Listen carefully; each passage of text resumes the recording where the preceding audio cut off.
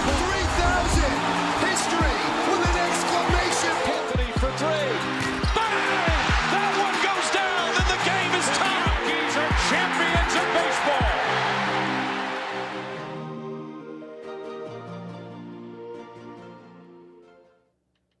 All right.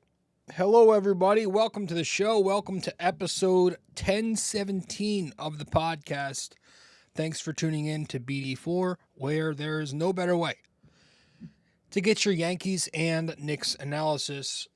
We also do MMA, Yanks every series, Knicks every game, MMA on occasion. But of course, we are entering the 2026 baseball season.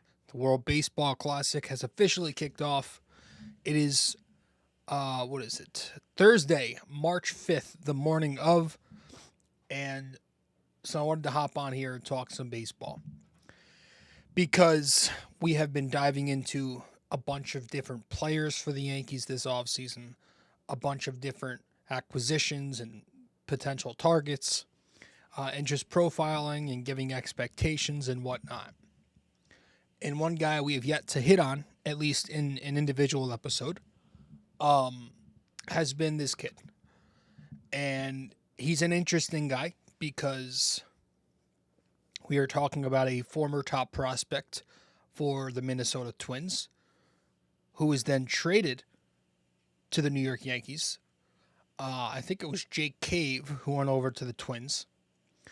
And he was a number 3 pitching prospect for the Yankees for a couple of years in their system before finally debuting in 2021 down the stretch, throwing 29 in a third innings, striking out 38 batters, and posting a 3.07 ERA in that span. And then he missed the majority of 2022 and all of 2023 with a UCL injury. And he ended up getting Tommy John, which is why he missed 23. Returned in 2024, and because he still had limited service time, he was still considered a rookie, and he won the Rookie of the Year by pitching 151 2/3 innings, 171 strikeouts, and a 3.5 ERA. Entered last season. Well, actually, it was like in the middle of camp last year where he felt something, and it ended up being a lat strain, I believe. And it took him out for the first half. And then he finally returned in, I think, August, throwing 57 innings, striking out just 41 batters, and posting a 3.32 ERA. So the surface numbers there, the run prevention at least, looks fine, but watching him was a problem. It was a struggle. It looked just every start looked like a grind. And when you dig into the underlying numbers, they were awful. And underlying numbers are supposed to tell you how sustainable something is, which is why Luis Gil, if you haven't guessed by now, lost his role to Cam Schlittler in October. So that's who we're going to discuss in this episode. We're going to talk a little bit about Luis Gil and if there is still hope for him to be a big-time pitcher on this staff. And so by starting off here, I want to talk about last year, because if this was me from even just a couple years ago, I would probably look at Luis Gil's season last year, where, again, he posted a 3.32 ERA since he came back, and be like, what are we so pessimistic about? This kid he put up good numbers. But we are in an age where we are getting more and more information that should tell us that these guys are not robots. There is more to these guys than just going out in the field and putting up these fixed numbers every year, right? What matters more is how they're getting there, process, right? And if you're a pitcher, probably the worst combination to have as a pitcher is putting guys on base and then allowing balls in play. And listen, I'm not going to sit here and pretend Luis Gil, when he won Rookie of the Year, was Greg Maddux. He's always had control issues. He's always walked guys. But the problem last year was that he wasn't getting the swing and miss numbers that he usually gets to offset those command issues, right? And watching him pitch and then looking under the hood to see some of those numbers, well, the velocity was down. And so that helped lead to less swing and miss. And when you get less swing and miss, you don't record as many strikeouts. And when you're not missing bats and getting strikeouts, you're allowing a lot of balls in play. And he wasn't just allowing balls in play. He was allowing a lot of hard hit balls that were getting put into the air. Okay. And that was happening with a lot of men already on base because he's always walked guys. So statistically, you look into it, and we're going to round to the nearest half here with some of these metrics.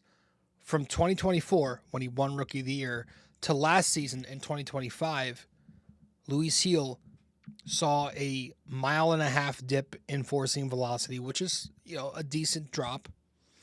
A 7-point dip in stuff plus on the four-seamer. And that helped lead to an 8% dip in whiff rate, where he sat 20th percentile. A 10% dip in K rate, where he sat 11th percentile. A 5% jump in hard hit rate, where he was 31st percentile. 3% jump in balls hit in the air. And that was all, of course, while he was walking guys even more than he usually does. His walk rate saw a 1.5% jump, put him in the 2nd percentile, meaning he walked guys more than 98% of the league did. So when you are consistently putting guys on and you're allowing consistent contact and you're allowing consistent hard contact, that's not a sustainable formula across a full season. Can you get away with it for 11 starts like he did down the stretch? Of course you can. But if you're trying to pitch an entire full season like he did in 2024 and pitch over 30 starts and pitch 150 plus innings, that's probably not going to be a tenable formula for you. Luis Gil will not tap back into what he was until he develops more consistent command of all three pitches again. Being reduced to just on some days being, on some days he's like he only had his fastball and changeup, or on some days he only had his fastball and slider. That's also a big reason why he wasn't getting swing and miss, and why he wasn't getting chase, and for all the high exit velocity numbers. But the good thing about Luis Gil is that he has the pitch mix for it. He has a mix for both righties and lefties. He's got the slider that he can throw to a righty. He's got the changeup that he can go to a lefty with.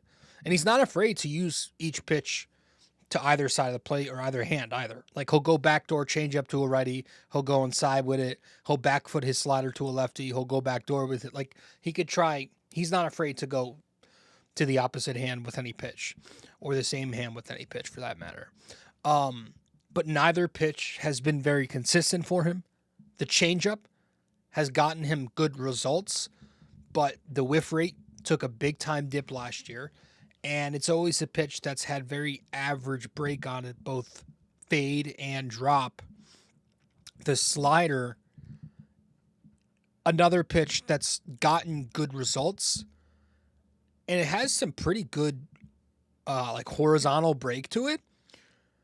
It's got a lot of rise. When you look into the metrics on it, it doesn't. You want your slider to drop. You don't want a slider, having induced rise. And especially for a lefty. If you're trying to throw a slider like that to a lefty and you hang that up in the zone, that's 9 times out of 10, it's leaving the ballpark. But at the end of the day, I also just think, getting back to the stuff, like his fastball is key. And he needs to get his fastball back to where it was so that the off speed works. Because if his fastball is back at 98, 97, 96 even, if it's back to where it consistently was when he was younger, then his off speed can play off it, right? He's not going to get those whiffs with his off speed, especially the changeup, if his four seam velocity's down and if he's not getting the same ride on the four seam velocity either. That makes it less deceptive and much easier to read out of his hand, right? There's always been, especially in today's game, a strong correlation between fastball velo and run prevention, right? With guys hitting home runs, multiple times a game now. I mean, with home runs just such a big part of the sport, everyone's swinging hard. Everyone's focusing on max velo, swing speed and exit velo and launch angle. You have to make sure, if you are a pitcher, yes, you are locating, but if you are a guy who doesn't throw hard, it's much more difficult to miss your spots than if you are a guy who does throw hard. And Luis Gil is in this league because he's a guy who throws hard, not because he's a guy who locates, obviously. So I think that's the key. Get that fastball back to where it is, and we might see him have some success again.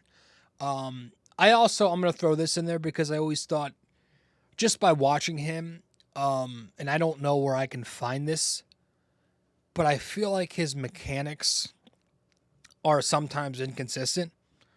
And for a guy, again, with just 3 pitches, which is normal, but arm angles are a big teller, right? And sometimes I watch Luis Gil, and, he has had issues tipping his pitches in the past. So I think there might be some credence, if that's the right word, to saying this. Like, I think his inconsistent mechanics are sometimes making it easier for hitters to pick up what he's throwing.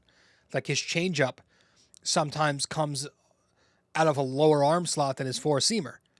And that's very easy to tell if you're a hitter, especially if you're a left-handed hitter and he's a right-handed pitcher, right? So it's just, that's something I worry about.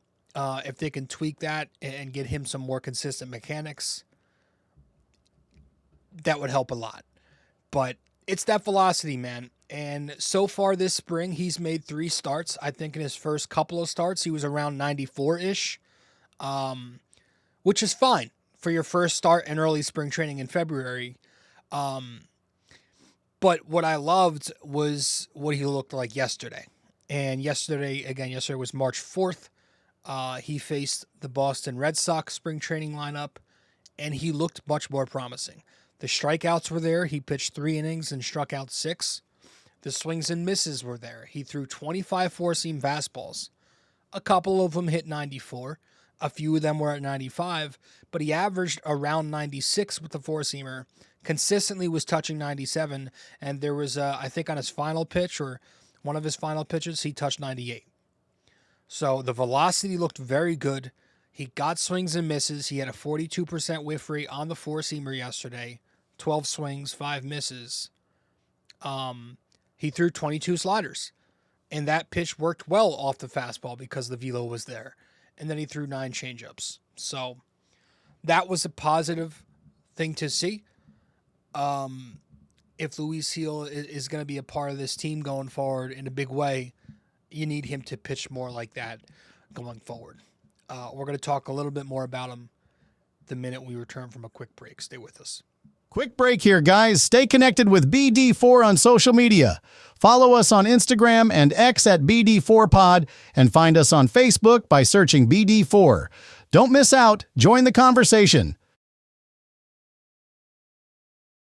Want more BD4? Subscribe to our YouTube channel and never miss an episode. Hit that like button, drop a comment, and share with your fellow fans. Don't forget to ring that bell so you're always the first to know when a new video drops. Love BD4 but don't have the time to sit down and watch? Don't forget to subscribe on Apple Podcasts and Spotify so you never miss an episode. And if you're enjoying the show, leave us a 5-star rating and a quick review. It helps us grow and keeps the conversation going. Okay, welcome back to the show, episode 1017 of the podcast. Luis Gil. It's an interesting season for him. You know, I don't want to say it's make or break because he's still under contract for a bit, but I think he's got 2 more years of arbitration. But with the depth that the Yankees have, at least when they're healthy, it's going to be interesting because his first half is going to be very big for him, depicting his role.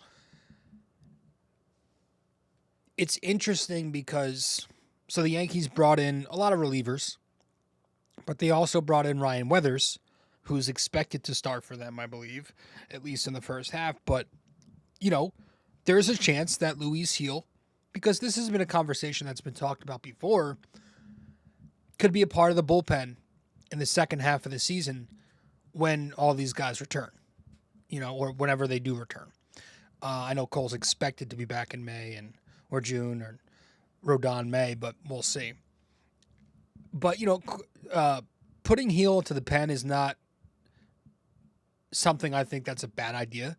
I think he's got a good enough slider to neutralize right-handed hitters. He could help. I think putting him in the pen could help him stay healthy. Obviously, health has been a concern with him. And it also, for talking stuff and fastball velocity, that could help his fastball play up, by pitching him in short spurts as opposed to asking him to give you, 4 or 5 innings. And it's a bullpen that we talked about this plenty this offseason. It's a pen that could use some more velocity after last season.